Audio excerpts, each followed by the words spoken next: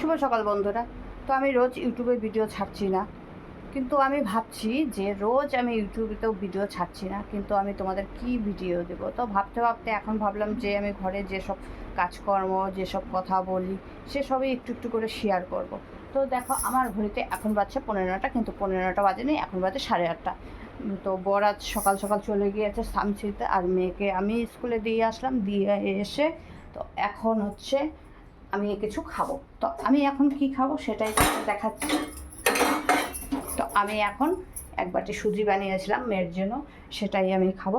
কারণ মেয়ে এই টিফিনের বদলে 20 টাকা নিয়ে গেলো, বললো টিফিন ভারী হয়, তার জন্য বললো টিফিন নিবে না। ফার্স্টে বানাতে বললো, তো বানালাম।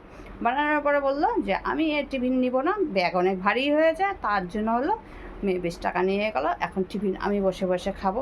তো এই দেখো, এতগুলো সুজি আমি বসে বসে খাবো, আর জল আসতে অনেক দেরি আছে, অনেক কাজ আছে, সেগুলোই তোমাদের সাথে প্রত্যেক দিন আমি একটু একটু করে শেয়ার করবো। তো টাটা।